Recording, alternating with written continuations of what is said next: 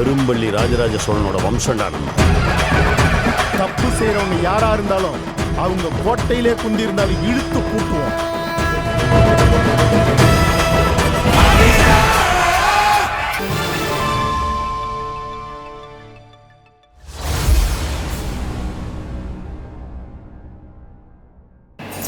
ராவண பார்வையாளர்கள், தமிழ் உறவுகள் மற்றும் ராவண நலவிரும்பிகளுக்கு வணக்கம்.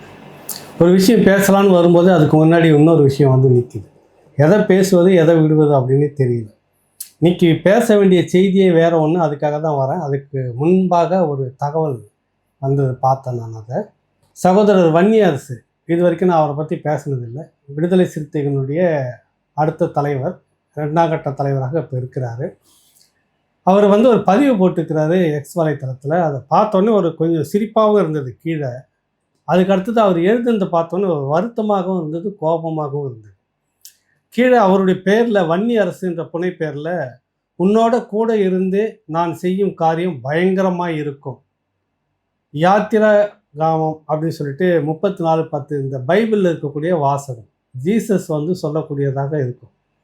அந்த வாசகத்தை எடுத்து தோழர் திருமாவளவன் அவர்களையும் வன்னியரசு அவர்களும் ஒன்றாக இருக்கிற படத்தை போட்டுட்டு, உன் கூட இருந்தே நான் செய்யும் காரியம் பயங்கரமாக இருக்கும். உண்மை அதுதான் நான் நினைக்கிறேன்.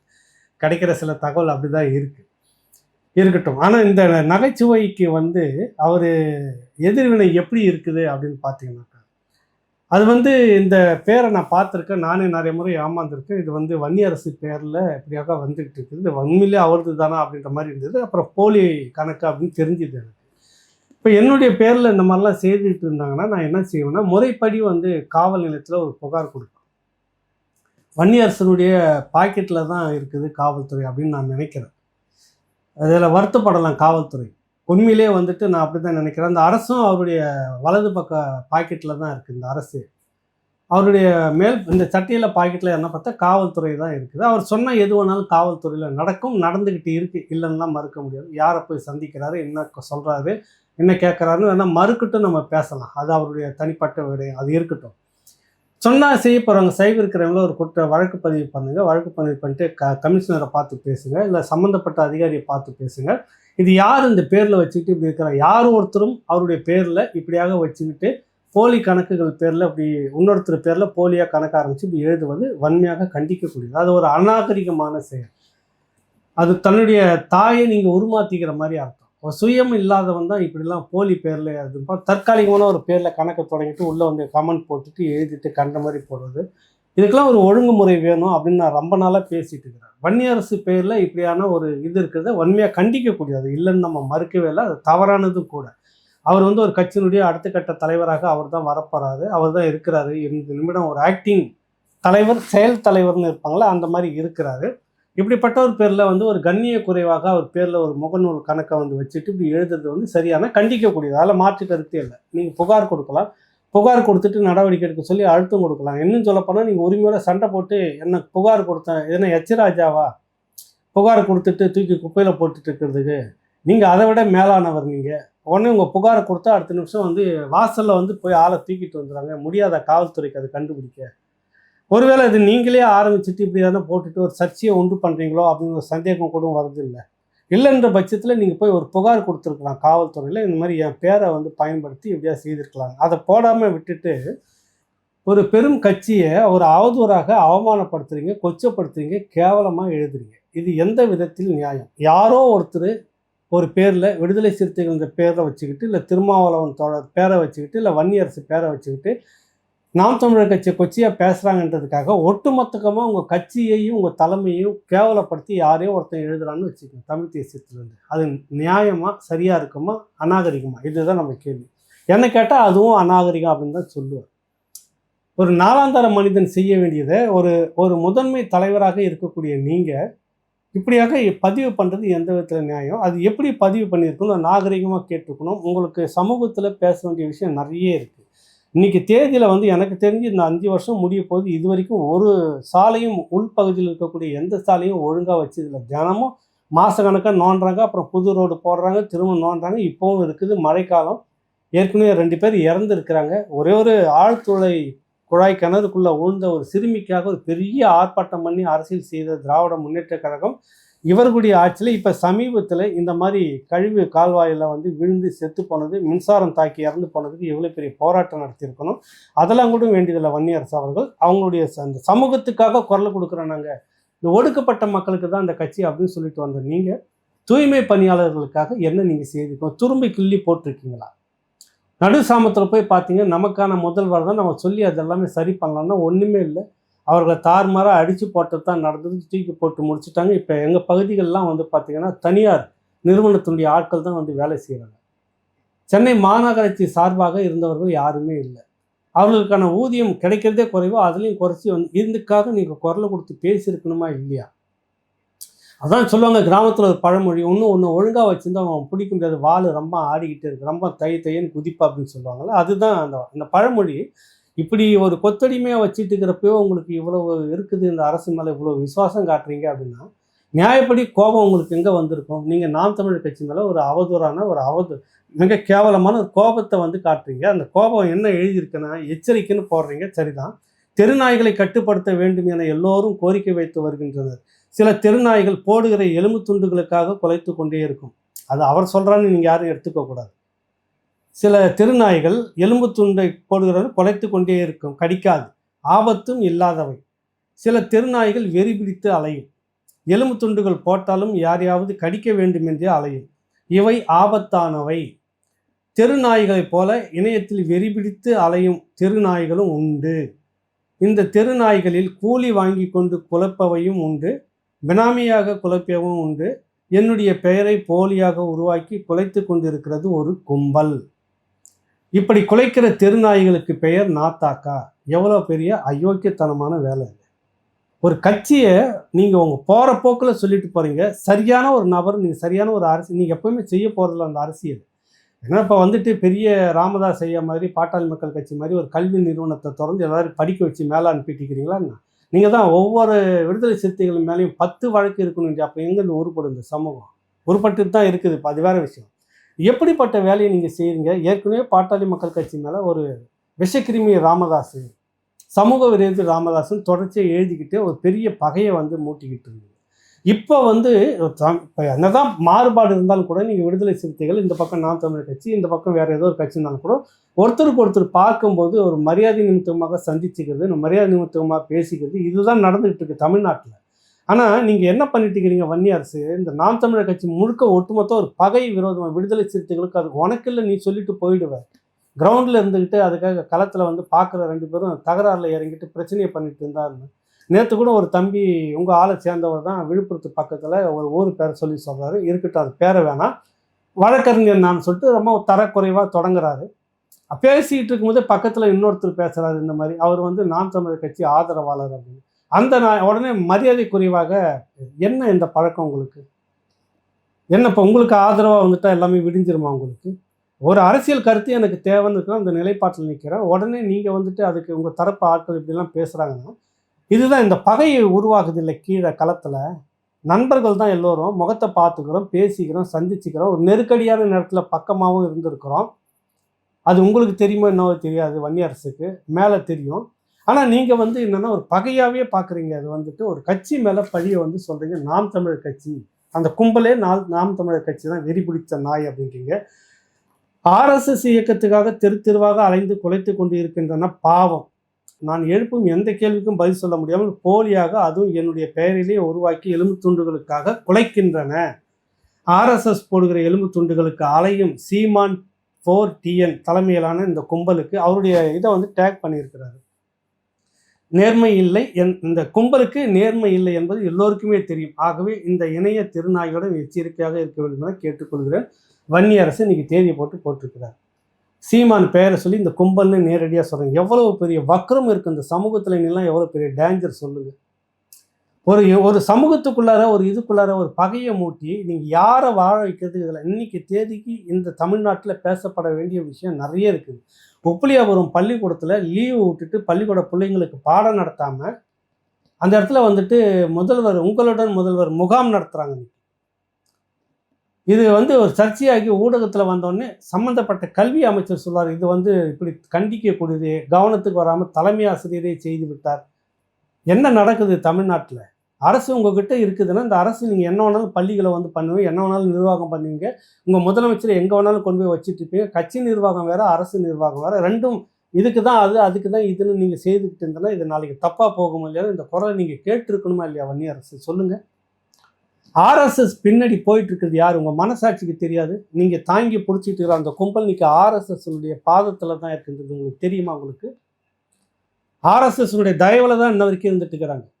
தம்பி கிருஷ்ணா முத்துக்குமரப்பன் அமெரிக்காவில் பெரிய அறிவியல் ஆய்வாளராக இருக்கிறார். அவர் போட்ட ஒரு பதிவில் பார்க்குறவங்களுக்கு வடக்க வந்து பார்த்தீங்கன்னா முலாயம் சிங் யாதவ்லேருந்து மாயாவதிலிருந்து இன்னும் பல்வேறு அரசியல் கட்சிகள் வீழ்த்தப்பட்டிருக்கிறார்கள். திராவிடம் மட்டும் இன்னும் அப்படியே இருக்குது. என்னென்னா ஆரியத்துக்கு திராவிடம் வேணும், இந்துத்துவாவுக்கு திராவிடம் வேணும். இவர்கள் வந்து தங்களுக்கான காரியங்களை யாரெல்லாம் பிடிச்சி காலை பிடிச்சி ஆர்எஸ்எஸ் கும்பலோட பேசிக்கிட்டு சாதிச்சுக்கிட்டு இருக்கிறாங்க. இன்ன வரைக்கும் இவர்கள் மீதான வழக்கு ஏதாவது ஒரு ஊழல் வழக்குக்கு யாராவது போய் இது வரைக்கும் தண்டனை அனுபவிச்சிருக்காங்களா?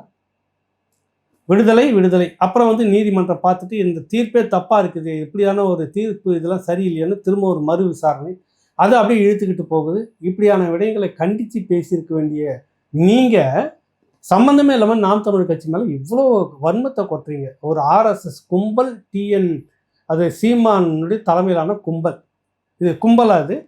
பதிலுக்கு இவர்கள் இதே போல் உங்களை நாயின்னு வெறி நாய் சொறி நாயின்னு பேரை போட்டு பேசி விடுதலை சிறுத்தைகளுடைய திருமாவளவன் தலைமையிலான கும்பல்னா எவ்வளோ கோபம் இருக்குது. நீங்கள் எங்கே கொம்பை நிறுத்துறீங்க பாரு. திரும்ப திருமாவளவனுக்கு ஒரு பெரிய அவமானத்தை வந்து நீங்கள் கொடுத்துக்கிட்டே இருக்கீங்க. திரும்ப நான் வேணால் புள்ளி விவரத்தோடு உங்கள்கிட்ட ஒரு நாள் பேசுகிறேன்.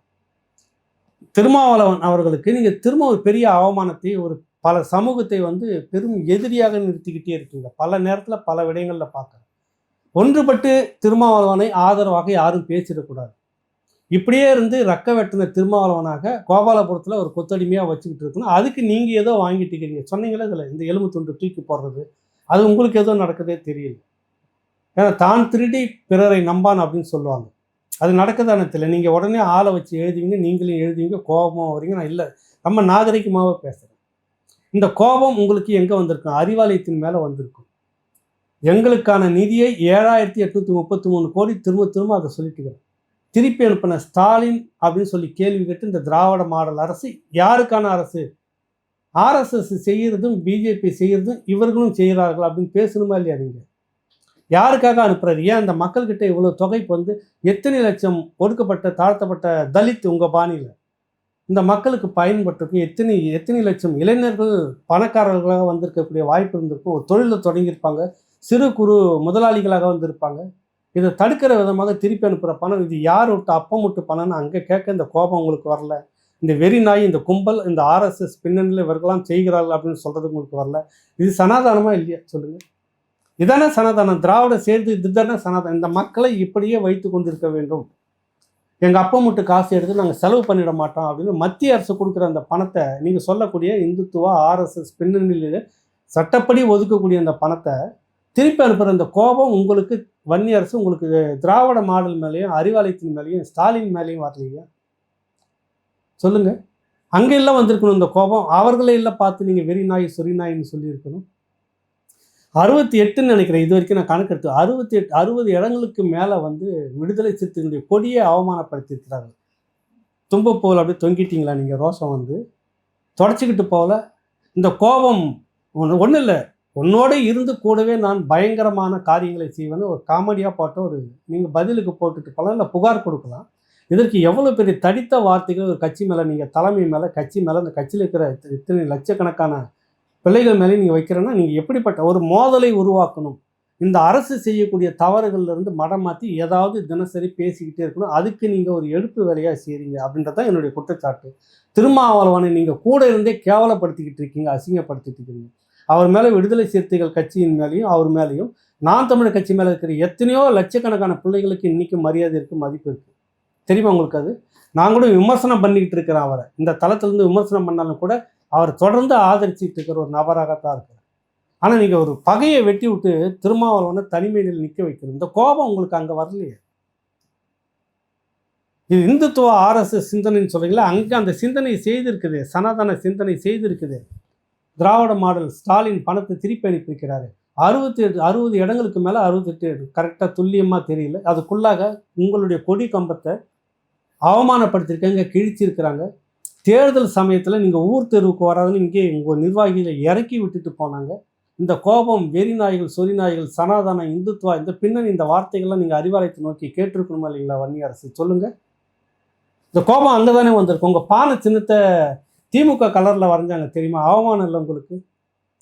நீல கலரில் வரைஞ்சிருக்கணும், உங்களுடைய அடையாளத்தை காட்டியிருக்கணும். இப்படி வரைஞ்சா எங்கள் சேரியை விட்டுட்டு ஊர் தெருவெல்லாம் இப்படி வரைஞ்சா அந்த ஓட்டு போட மாட்டாங்க அப்படின்னு திமுக கலர்லேயே வரையுது. எவ்வளோ பெரிய அவமானம்! உன் தன்மானத்தை இழந்து நிற்கிற அந்த இடத்துல உங்களுக்கு கோபம் வந்து வெறி நாய்கள், சொறி நாய்கள், நீங்கள் அறிவாலயத்தை திட்டியிருக்கணும். ஏன்டா எங்களுடைய ஓட்டு வாங்கி தரோம், நாங்கள் முதலமைச்சரை உங்களை உட்கார வைக்கிறோம், எங்களை தொடர்ச்சியாக அவமானப்படுத்திட்டு இருக்கிறீங்கன்னு இந்த கோபம் உங்களுக்கு வந்திருக்கணும். கூட்டணி தொடங்கினதுலேருந்து இன்ன வரைக்கும் அந்த 2 சீட்டு ஒத்த சீட்டுன்றதை தாண்டி மேலே வர மாட்டேங்க. பாட்டாளி மக்கள் கட்சி வந்து பார்த்தா 20 தொகுதிக்கு மேலே வாங்கிட்டு இருக்குது. நாங்கள் என்ன அவ்வளோ சோன போனவர்களா அப்படின்ற கோபத்தை அறிவாலயத்தை நோக்கி, ஸ்டாலினை நோக்கி உங்களுக்கு கேட்க துப்பு இல்லை. ஆனால் அந்த கோபம் இங்கே வருது உங்களுக்கு. எப்படி? அது சொந்த இனத்துக்குள்ளாக ரத்தம் சிந்த வைக்கக்கூடிய செயலை செய்துக்கிட்டு இருக்கிறீங்க வன்னி அரசு. திருமாவளவன் அவர்களுக்கு மிக மோசமான ஒரு பாதிப்பை ஏற்படுத்தாமல் நீங்கள் ஒழிய மாட்டேங்கிறது என்னை போன்ற ஒரு கருத்து. ஏன் இந்த பகை வார்த்தைகள்லாம் இங்கே வரணும்? உங்கள் கோபம் அறிவாலயத்தில் எல்லாம் வந்திருக்கணும். ஏன் சின்னத்தை அவமானப்படுத்துறீங்க, என் கொடியை அவமானப்படுத்துறீங்க, எங்களை கேவலப்படுத்துறீங்க. கூட்டத்துக்குள்ளே இருந்து எங்கள் முதுகில் ஏறி போய் தான் நீங்கள் கோட்டையில் நாற்காலியில் உட்காந்துக்கிறீங்க. இன்றைக்கி திராவிடியன் மாடல் ஸ்டோக் அப்படின்னு போட்டுக்கிறீங்களே, இதுக்கான காரணமே திருமாவளவன் அவர்கள் போட்ட அந்த பிச்சையும் அந்த ஒத்தாசையும் ஒத்துழைப்பும் தான். உங்களுக்கு பேசுறதுக்கு துணிச்சல் இல்லை, உரிமைகளை கேட்க துணிச்சல் இல்லை. இந்த கோபம் அங்கெல்லாம் வந்திருக்கணும். என்ன உங்கள் சனாதானம்? இது இல்லை சனாதானம். உங்களை கீழ்மைப்படுத்துறது, உங்களை தனிமைப்படுத்துறது, உங்களை கொச்சிப்படுத்துறது, இதுக்கெல்லாம் இந்த கோபம் இன்ன வரைக்கும் அங்கே வரவே இல்லையே. இப்போ யார் எலும்பு துண்டை கவிட்டு வராங்கன்னு தெரியல. அதனால தான் நீங்கள் பேசாமல் இருக்கீங்களா? நீங்களே எழுதியிருக்கீங்க, எலும்பு துண்டை போட்டாங்கன்னா அது பேசாமல் இருக்கும், சில நாய் கடிக்காமல் இருக்கணும். இருக்கிறீங்க போல இருக்கு அந்த பக்கம் கடிக்காமல். அதை தான் இங்கே சொல்கிறீங்களோன்னு நினைக்கிறது இல்லை. இங்கே திரௌபதி அம்மன் கோயில் விடயத்தில் இந்த திமுக என்ன பண்ணுது? பெரியாரை சொல்லுது, எல்லாரையும் பேசிகிட்டு இருக்குது.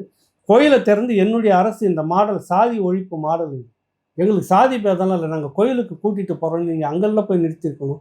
உங்களை கூட்டிகிட்டு போய் உள்ளே நிறுத்திருக்கணுமா இல்லையா? அதுக்கு மாறாக கோர்ட்டு உத்தரவுன்னு கூட்டு போட்டு உட்காரதுக்கு அரசு. அந்த கோபம் உங்களுக்கு அங்கே வரலையே. இந்த அரசு இப்படி செய்யக்கூடாது. அப்புறம் எதுக்கு இதுதான் சனாதானம் சொல்கிறது? இந்த சனாதானத்தை உங்களால் எதிர்க்க முடியல. சீமான் வந்து நாங்கள் கூட்டம் உடச்சிட்டு அந்த மக்களை கூப்பிட்டுட்டு போவோன்னு பிற்பாடு அவசரமாக இந்த அறநிலையத்துறை போயிட்டு இந்த வேலையை செய்து திறக்கிற வேலையை. இந்த கேட்க உங்களுக்கு துப்பில், இந்த கோபம் உங்களுக்கு வந்திருக்கணும். திராவிட மாடலை நோக்கி, அறிவாலயத்தை நோக்கி, ஸ்டாலினை நோக்கி உங்களுக்கு கேட்க துப்பு இல்லை. மற்றவங்க கேட்குறாங்க, விட்டுடுங்க. ஒரு 1.5 மாதத்துக்கு முன்னாடி கூட ஏர்போர்ட் மூர்த்திக்கு இந்த பிரச்சனைக்கு வந்தோடனே பொதுவாக ஒரு அறிக்கை விட்டாங்க. ஒரு ஒற்றை சமூகத்துக்குள்ளாக 2 பிரிவாக சண்டை உங்களுக்குள்ளே வேண்டியதில்லை.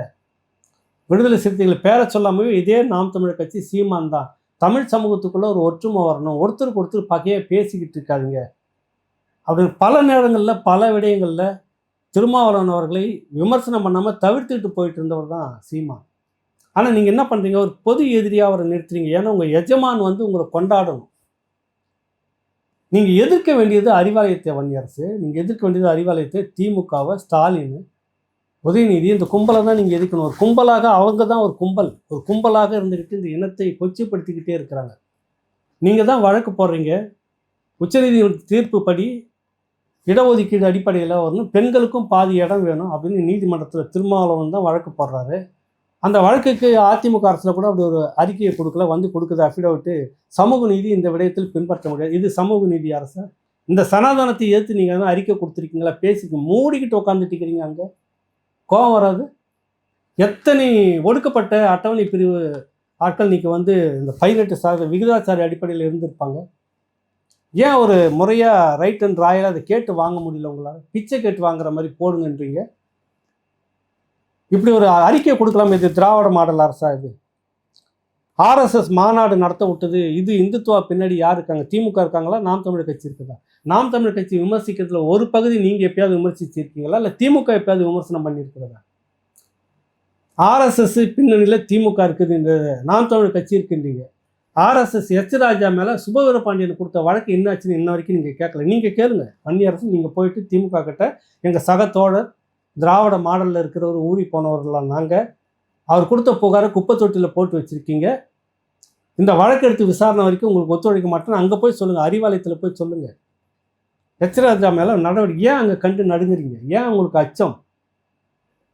இப்போ சனாதனம் திராவிட சனாதனம் இருந்துகிட்டு இருக்கிற அதுக்கு எதிராக தானே உங்கள் கோபம் வந்திருக்கணும். அங்கெல்லாம் நீங்கள் வெறி நாய்கள்னு பேரை வச்சுருக்கணும், அங்கெல்லாம் ஒரு கும்பல்னு சொல்லியிருக்கணும்.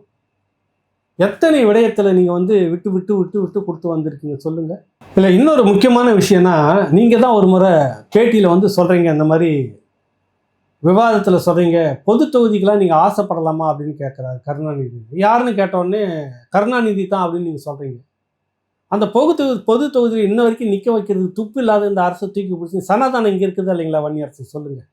இந்த நிமிடம் வரைக்கும் ஏன் அமைச்சரவையில் இந்த கொழுத்த மந்திரி பதவியெல்லாம் இந்த ஒடுக்கப்பட்ட தாழ்த்தப்பட்ட உங்கள் பாணியில் இந்த தலித்துகளுக்கு ஏன் கொடுக்கலன்னு எப்பயாவது நீங்கள் கேட்டிருக்கீங்களா? ரோஷம் வந்திருக்கா உங்களுக்கு? இந்த கோபம் அறிவாலை துணைக்கு வந்திருக்கிறதா உங்களுக்கு? ஏன் எதுக்கு இப்படி பண்ணுறீங்க தோழர்? நீங்கள் புரியலை எனக்கு. உங்களுடைய எதிரி யார்?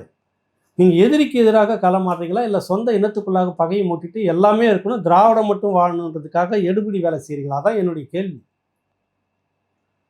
பொது தொகுதியில் நிற்க வைக்கிறதுக்கு ஏன் இன்ன வரைக்கும் ஏன் நிற்க வைக்கல? இது என்னம்மா, இது சனாதானமாக இல்லையா? அது நாம் தமிழர் கட்சி வந்து செய்தி தொடங்கிடுச்சு, நீங்களும் செய்து காட்டியிருக்கீங்க. அந்த நேர்மை ஏன் திராவிடத்துக்கு இல்லை, இவ்வளோ பெரிய கட்சி இல்லைன்னு எப்பயாவது நீங்கள் கேட்டிருக்கீங்களா? எங்ககிட்ட அந்த நேர்மை இருக்குது. விடுதலை சிறுத்தைகள்கிட்ட நாங்கள் வந்து பிற்படுத்தப்பட்ட சமூக ஒருத்தரை வந்து எங்களுக்காக வாங்கின தொகுதியில் நாங்கள் நிற்க வச்சுருக்கிறோம், 4 சீட்டில் ஒரு இடம் நிற்க வச்சுருக்கிறோம். கேட்டிருக்கீங்களா எப்பயாவது ஒரு முறை? அமைச்சரவையில் இந்த ஒடுக்கப்பட்ட தாழ்த்தப்பட்டன்னு சொல்லக்கூடிய இந்த சமூக மக்களை, இந்த அமைச்சர்களை ஏன் வந்து ஒரு கொழுத்த மந்தி நிதித்துறையோ இல்லை உங்களுக்கு பெரிய பெரிய பதவிகளில் வருமானம் வருதில்ல, ஒருத்தர் கூட இன்ன வரைக்கும் வைக்கவே இல்லை. 1967 பட்டியல் எடுத்து வச்சிருக்கிறேன், நான் எழுதிக்கிட்டு இருக்கிறேன், வரப்போகுது புத்தகம். எப்பயாவது ஒரு முறை இதை கேட்டு நீங்கள் ஒரு ஆர்ப்பாட்டம் பண்ணியிருக்கீங்களா? இது வரைக்கும் நீங்கள் யாருக்காக ஆர்ப்பாட்டம் பண்ணியிருக்கீங்க? இந்த ஆர்ப்பாட்டத்தினுடைய விளைவு என்ன எப்பயாவது ஒரு முறை பேசியிருக்கீங்களா? இந்த சனாதனம் திமுக கிட்ட இருக்குது, இந்த சனாதனத்தை நீங்கள் பேசியிருக்கணுமா இல்லையா? அமைச்சர்களை ஏன் தாழ்த்தப்பட்டவர்களுக்கு எதுவும் பெரும்பான்மை மக்களாக இருக்கக்கூடிய இந்த இனத்துக்கு மிக சிறுபான்மையிலாம் கொழுத்த மந்திரி பதவி வச்சிருக்கு, மிக பெரும்பான்மை இருக்கிறவங்களாம் ஒன்றும் இல்லாமல் சப்பா மந்திரி பதவியை கொடுத்துருக்கீங்க. எதற்கு? இது சனாதனமா இல்லையா? சனாதனத்தின் அடிப்படையில் இந்த திராவிட முன்னேற்ற கழகம் அறிவாலயம் இருக்குதுன்னு எப்பயாவது நீங்கள் பேசியிருக்கீங்களா இல்லையா? இன்னும் உங்களுக்கு பொது தொகுதியில் நிற்க வச்சுட்டு இருந்தாலும் இல்லை கொழுத்த மந்திரி பதவி வேணால் கொடுத்துருந்தாலும் உங்களை பிடிக்கவே முடியாது. உங்களுக்கு புரியுதில்ல? உங்களை பிடிச்சே இருக்க முடியாது. இன்னும் ஆட்டம் பெருசாக இருக்கும். இவ்வளோ கேவலப்படுத்தி பொது தொகுதியில் கொடுக்காம உங்களை நிற்க வைக்காமல், இன்னும் அந்த 2 சீட்டுக்கு மேலே ஏறாமல், இன்னும் கொடி கம்பெல்லாம் கீச்சு நார் அடிச்சுக்கிட்டு, பானை சட்டியை கூட அவங்க கலரில் வரைஞ்சிக்கிட்டு, போகிற இடத்துல திருமாவளவன் கொடி ஏற்றிட்டு போகிறாரு, பின்னாவே கம்பத்தை சாய்ச்சி முடிச்சுட்டு, இவ்வளோ கேவலப்படுத்துறது பாடு நீங்கள் இவ்வளோ தூக்கி வச்சுட்டு பேசுங்கன்னா, இது எல்லாம் சரியாக நடந்து உங்களுக்கு செய்தி இருந்தால் உங்களை என்ன, நீங்கள் உங்கள் கால் கீழே நின்றுருக்காது வன்னியரசு. ஒரு உரிமையை நீங்கள் தானே இப்போ இவ்வளோ பட்டியல் போட்டிருக்கேன், இந்த உரிமைகளை எல்லாம் எப்பயாவது பேசியிருக்கீங்களா நீங்கள் சொல்லுங்கள். நீங்கள் முட்டு கொடுங்க, கூட்டணியில் இருங்க, ஆதரவு இருங்க, அது வேறு விஷயம். பட் இந்த ஒரு இனத்தின் அடிப்படையில் இருக்கக்கூடிய உங்களுக்கு இவ்வளோ அவமானம் நடக்குது, இந்த இனத்துக்கு நடக்குதா இல்லையா? பேசியிருக்கணுமா இல்லையா? இந்த யாரோ ஒருத்தர் ஒரு ட்வீட் போட்டான்றதுக்காக அது புனை பேரில் இருக்குது, போலி. அந்த போலி மேலே வழக்கு கொடுத்து சட்ட ரீதியாக நீங்கள் வந்து பண்ணலாம். அதற்கு ஒரு பெரிய கட்டமைப்பாக ஒரு கிட்டத்தட்ட ஒரு அங்கீகாரம் பெற்று தேர்தல் ஆணையத்தால் அங்கீகரிக்கப்பட்ட ஒரு கட்சியாக 8% வாக்குகளுக்கு மேலே எடுத்துக்கிற ஒரு கட்சியை கேவலப்படுத்திக்கிட்டு இருக்கீங்க, கொச்சப்படுத்தி வெறிநாய் கும்பல் அப்படின்றீங்க. நீங்கள் இப்போ யார் வெறிநாய் நீங்களே சொல்லுங்கள். ஏன் இது இவ்வளோ கடிக்கணும்? நீங்கள் யார் போடுற எலும்பு துண்டுக்காக நீங்கள் கடிக்கிறீங்க? சரி, இவ்வளவும் கடிக்கக்கூடிய நீங்கள் அந்த எலும்பு துண்டு உங்களுக்கு முழுசும் போட்டிருக்காங்களா? சுரண்டன எலும்பு துண்டு தான் அது. அதாவது முழுசு ஏதாவது கொடுத்துருக்காங்களா இது வரைக்கும்? உங்களுக்கு அண்டர் கிரவுண்டில் ஏதோ சில வேலைகள் நடக்குதுன்றதுக்காக இந்த இனத்துக்கான நலன் ஏதாவது ஒன்று நடந்திருக்குதா? ஏதாவது ஒன்று செய்திருக்கீங்களா? எத்தனை இண்டஸ்ட்ரியில் இந்த 7,833 கோடியில் எவ்வளோ தொழில்களை எவ்வளோ பேர் பட்டியல் சமூகத்தில் தொடங்கியிருப்பாங்க? இதற்கெல்லாம் பேசாத வன்னியரசு, அப்போ இதெல்லாம் செய்யாத அந்த திராவிட மாடல் ஆர்எஸ்எஸ்க்கு குறைவானதா? ஆர்எஸ்எஸ்ல கூட நிறைய மாற்றம் வந்துருச்சு. அந்த பாரதிய ஜனதா கட்சியில் முக்கிய பதவிகளை கொடுத்துருக்குறாங்க, கட்சி தலைவராக கொண்டு வந்திருக்காங்க, ஆர்எஸ்எஸ்ல முக்கிய நிர்வாகியாக மாற்றிருக்காங்க. இதில் எதுலேயுமே கொஞ்சம் கூட மாற்றமே இல்லாமல் நாங்கள் இப்படியே தான் சனாதனத்தை பிடிச்சி தொங்கிட்டு இருப்போம்னு இருக்கக்கூடிய அறிவாலயத்துக்கு எதிராக உங்களுடைய கோபம் ஒரு முறை கூட வர மாட்டேங்குது. ஏன்னு சொல்லுங்கள். 1967 இந்த நிமிடம் வரைக்கும் இப்போ தான் கோவி செழியன் வந்து உயர்கல்வித்துறைன்னு வந்திருக்கிறார். இவ்வளவும் கழிவு ஊற்றின பிற்பாடு, இவ்வளோ போராட்டங்கள் திரும்ப பண்ண பிற்பாடு, இன்னும் சொல்ல போனால் நாம் தமிழர் கட்சி இந்த சீமான் பல மேடைகளில் தோல் உரிச்சி பிறகு இப்போ திமுக போட தொடங்கி இருக்குது. சொல்லுங்கள், நீங்கள் எதனா பண்ணீங்களா போராட்டம்? திரௌபதி அம்மன் கோயிலுக்கு நீங்கள் எதனா பண்ணீங்களா போராட்டம்? பஞ்சமி நிலத்துக்கு யார் போராடுறது? சீமானா இல்லை நீங்களா? ஏன் பதுங்கிட்டு இருக்கீங்க? இந்த ரோஷம் ஏன் அங்கே வரல? திமுக போடுது வாயில் கவிக்கிட்டே உக்காந்துடலாம் அப்படின்னு உட்காந்துட்டு இருக்கிறீங்களா வன்னியரசு? நீங்கள் போரூரில் நடக்குது, பஞ்சமி நில போராட்டம் நடக்குது, உங்கள் குழுவை தான் அனுப்புனீங்க. அங்கே போயிட்டு ஏதாவது எங்களுக்கு எதிராக பேசுனாங்க, நாங்கள் தகராறு பண்ணோம், ஏர்போர்ட் மூர்த்தி அதில் நிற்கிறாரு, அங்கேயே நீங்கள் இந்த பிரச்சனையை பண்ணீங்க. பிரதான பிரச்சனை பஞ்சமி நில மீட்பு, அதை எடுத்து நீங்கள் பேசியிருக்கணுமா இல்லையா? 12 லட்சம் ஏக்கர் இயேசு கிறிஸ்து பிறக்கிறதுக்கு முன்னிருந்து இன்ன வரைக்கும் நீங்கள் மனு கொடுத்துக்கிட்டே உட்காந்துட்டு இருக்கிறீங்க. இந்த இனத்துக்கு வந்து சேர்ந்திருக்க வேண்டிய நிலம் ஒரே ஒரு உத்தரவில் சட்டம் அதுதான் சொல்லுகிறது, அதை எங்களுக்கு நடைமுறைப்படுத்தி கொடுங்கன்னு கேட்குற மனு கொடுத்துட்டு மடமாற்றிக்கிட்டு உட்காந்துக்கிறீங்க. செல்வி ஜெயலலிதா இருந்த போதும் சரி, அதற்கு முன்னாடி திமுக போது இருந்தபோது இந்த குரலை எழுப்புனீங்க. அப்புறம் அதிமுக கூட வந்து கூட்டணி இருந்தீங்க பாரு, அப்போ கூட பஞ்சமி நிலையத்தை மீட்பதான் நான் அறிவாலயம் போவேன் இனிமேல் அப்படின்னீங்க.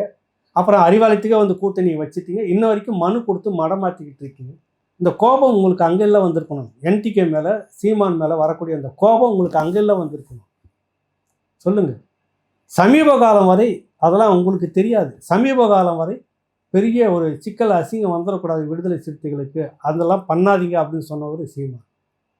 ஆனால் நீங்கள் அந்த மனிதரை வந்து ஒரு ஏதோ குதர்க்கமாக நினச்சிக்கிட்டு தொடர்ச்சியாக ஆர்எஸ்எஸ் பின்னணியில் இருக்கிறது நாம் தமிழர் கட்சி, ஆர்எஸ்எஸ் இந்த நிமிடம் வரைக்கும் எதிர்த்துக்கிட்டு இருக்கிறதே தமிழ் தேசியம்.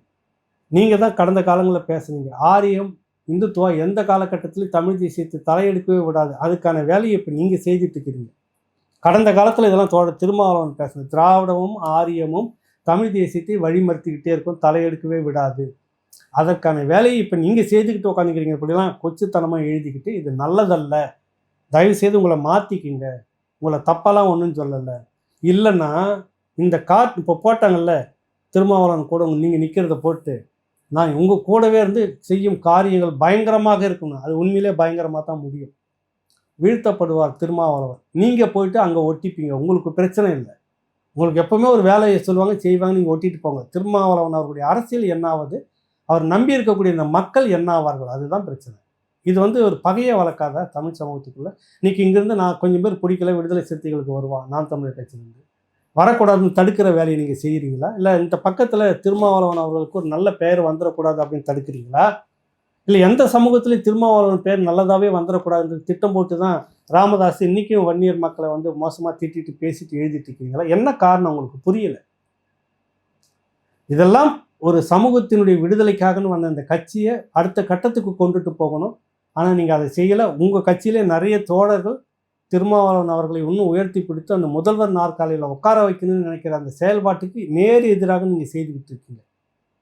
திராவிடம் என்றைக்கும் உங்களுக்கு அதை இடத்த கொடுங்க, செக்யூரிட்டியாக தான் நிறுத்தும். நீங்கள் உங்களுடைய எல்லை இந்த வாசலோடு நிறுத்திங்க, இந்த பண்ணையம் பார்க்குற வேலை தான் உங்கள் வேலை அப்படின்னு நிறுத்திங்க. ஏன்னா ஒரு காலமும் திராவிடம் அதுக்கு அனுமதிக்காது.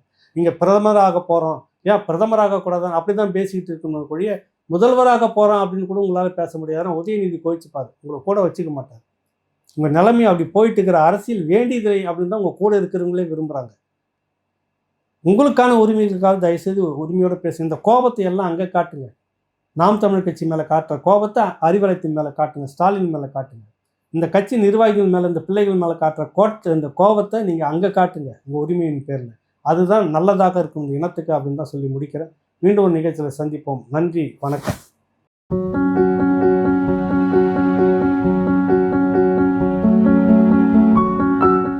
வணக்கம். என் பெயர் doctor R Srinivasan, senior physiotherapist. இன்னைக்கு எண்ணற்ற நோய்கள், இந்த ஹெல்த் ப்ராப்ளத்துக்கு அடிப்படையான ஒரு காரணம் என்னன்னு பார்த்தீங்கன்னா, போதுமான உடற்பயிற்சி இல்லாததும் அந்த உடற்பயிற்சியோட அவேர்னஸ், விழிப்புணர்வு இல்லாததும் தான் காரணம். வலி இல்லாத வாழ்க்கையையும் இண்டிபெண்டான வாழ்க்கையையும் இந்த இயன்முறை மருத்துவத்தின் மூலமாக உறுதி செய்யப்படுகிறது. என்னுடைய நிறுவனமான S health care solution multi speciality physiotherapy clinic Shanthi colony, Anna Nagar, சென்னையில் 15 வருடங்களுக்கு மேலாக இயங்கி கொண்டு வருது. சென்னையில் பல பகுதியில் எங்களுடைய பிரான்ச்சஸ் இருக்குது. மேலும் இதை தொடர்பு கொள்வதற்கு 9600038046 அப்படிங்கிற எண்ணை தொடர்பு கொள்ளலாம், அல்லது 9150211185 அப்படிங்கிற எண்ணுக்கு தொடர்பு கொள்ளுங்கள். உங்களுடைய ஆலோசனைக்காகவும் அப்பாயின்மெண்ட்டுக்காகவும் இந்த நம்பரில் தொடர்பு கொள்ளலாம். உங்களுடைய சந்தேகங்களுக்கு வாட்ஸ்அப் மூலியமாகவும் எங்களிடத்தை தொடர்பு கொள்ளலாம். உங்களோட சந்தேகங்களை நீக்கிறதுக்காகவும் ட்ரீட்மெண்ட் குறித்த தெளிவான விளக்கத்தையும் நான் உங்களுக்கு வாட்ஸ்அப் மூலியமாக சொல்கிறோம். ஆன்லைன் கால்லையும் எங்கள்கிட்ட அப்பாயின்மெண்ட் இருக்குது. நீங்கள் வர முடியாதவங்க அந்த ஆன்லைன் வசதியை பயன்படுத்தி கொள்ளலாம்.